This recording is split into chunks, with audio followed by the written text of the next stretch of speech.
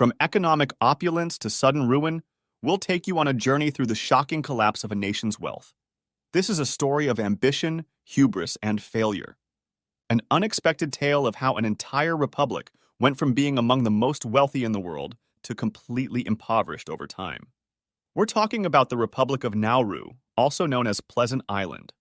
Covering an area of only 8 square miles and with a population of just under 11,000 people, this nation is actually the third smallest in the world, after Monaco and Vatican City, and just a third of Manhattan's size. But don't let its size fool you, because this tiny island in the South Pacific has seen the most severe economic downturn any nation has ever experienced. So, let's take a moment to look back and understand their story. First, let's talk about their history. So, Nauru was discovered in 1789 by Europeans. But how exactly? Picture this. A ship sailing by and suddenly spotting a piece of land with a lush central plateau, palm trees swaying in the breeze, and beautiful white sand beaches all around. It was so stunning that the British decided to call it Pleasant Island. Decades later, the first settlers arrived and initially thought the island only had pigs and coconuts as its main resources. But then, a British geologist stumbled upon something unexpected. We're talking about high-grade phosphate ore. Yep. Instead of striking oil, they found fossilized bird droppings and algae. Surprisingly, these newfound resources actually turned out to be incredibly valuable, mainly used for fertilizers, animal feed, and cosmetics. Pretty fascinating, right? Back in the early 1900s, something truly remarkable happened.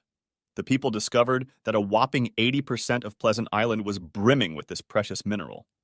Now, you might not find the ore itself all that exciting, but let us tell you, it was a game changer for feeding the rapidly growing global population at that time. No time was wasted, and Germany, who was colonizing Nauru at the time, quickly grabbed the mining rights. In the following years, around 80 million metric tons of phosphate ore were exported from Nauru. This also triggered the emergence of processing facilities, shipping ports, and supporting industries. At some point, Germany found itself caught up in the chaos of the First World War. Taking advantage of the situation, Australia claimed Nauru for itself, which had already become a bustling offshore mining center. They then sold the majority of the phosphate at subsidized rates to farmers in New Zealand, Australia, and Great Britain. By this time, the island already experienced decades of mining. So, much of Nauru's natural landscape had been devastated, leaving the uppermost part of the island as a desolate expanse, as poignantly described by National Geographic. Pleasant Island became an unpleasant island. Unfortunately, from this point onwards, things went from bad to worse. During World War II, Japan invaded Nauru and wreaked havoc on the island.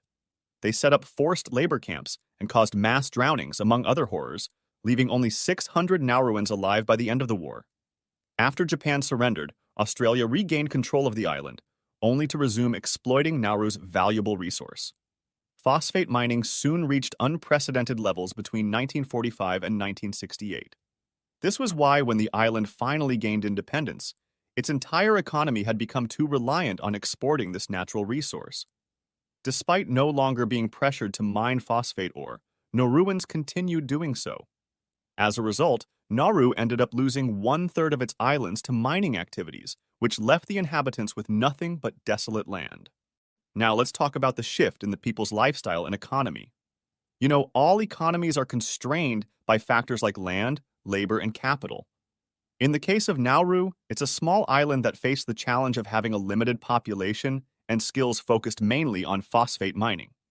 It's as if the odds were against them, right? What's more, because of its size and isolated location, it was tough for Nauruans to develop many other industries.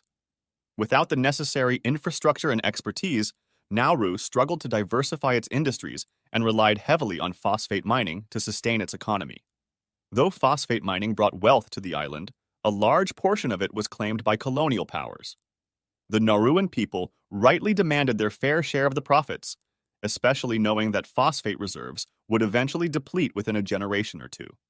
This period was a major turning point in Nauru's history, with some folks even referring to the island as the richest little island in the Pacific back then. To be exact, just over a decade after gaining independence, Nauru became known worldwide as the wealthiest nation in the world on a per capita basis. It's because their GDP per capita in 1981 reached $27,000, or around $88,000 in today's value. Now, the US GDP per capita at that time was $14,000, which meant that the average Nauruan was actually twice as well off as the average American. Of course, GDP per capita isn't a perfect measure of the well-being of the average citizen, but it's the simplest way for us to compare economies and get a rough idea of living standards.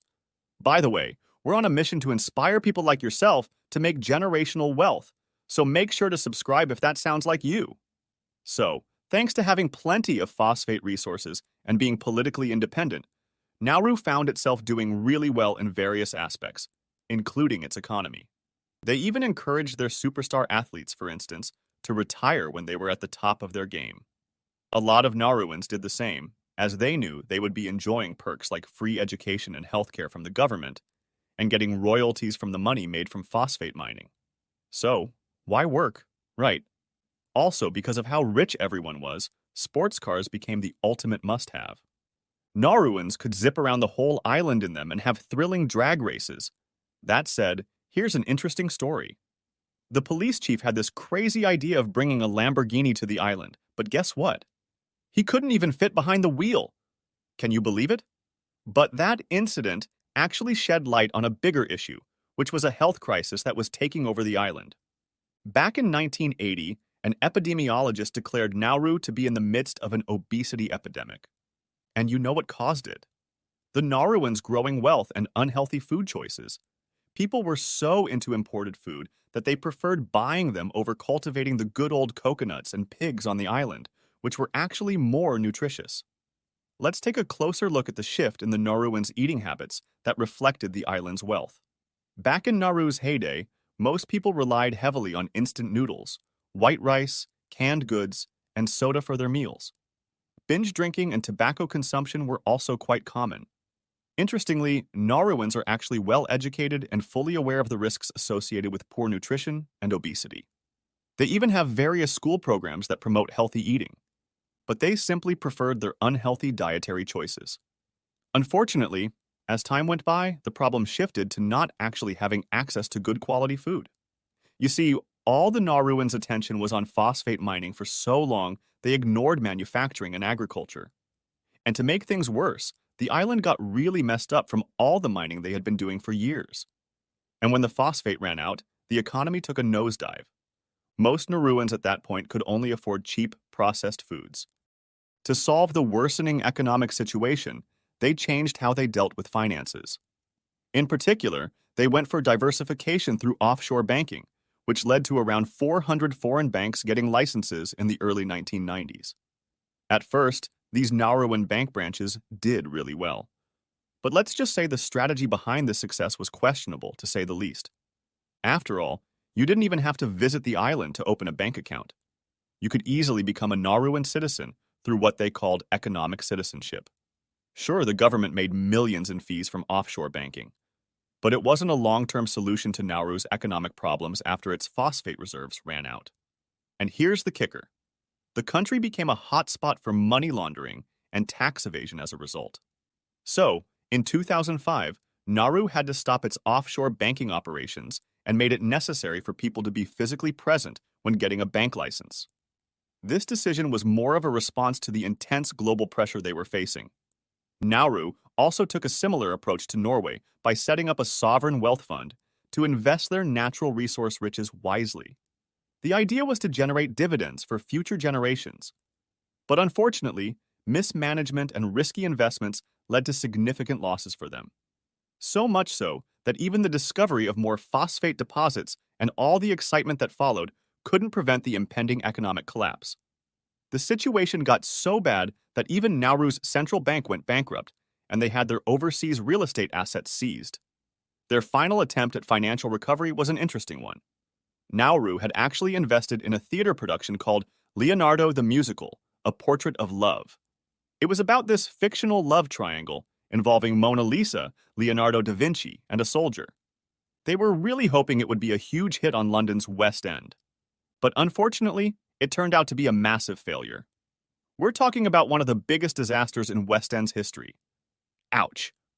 And to make matters worse, This whole catastrophe happened at a time when Nauru was already dealing with some serious financial issues. And by 2001, they had used up all their phosphate reserves and pretty much all their foreign investments had gone down the drain. Their GDP was a measly $32 million, adjusted for inflation. Also, their unemployment rates were ridiculously high, reaching a staggering 90%. And even their education system was on the verge of collapsing. To make things worse, in the same year, the MV Tamper, a Norwegian freighter, sought permission to dock in Australia. Prior to this, the crew had rescued over 400 individuals, mainly Afghan refugees, from a sinking boat. However, Australia decided instead on the so-called Pacific Solution. This involved establishing an offshore detention camp on Nauru in exchange for payment. They found it difficult to refuse the significant financial benefits despite the discontent among its people. However, Australia's compensation isn't enough to address Nauru's financial woes, despite intermittently engaging the island's detention services over the past 2 decades. This just goes to show how things can go south real quick, even for a really wealthy country. And if you found this video useful, then you'll love these. And be sure to like this video to let the YouTube algorithm know you'd like to see more videos like this one.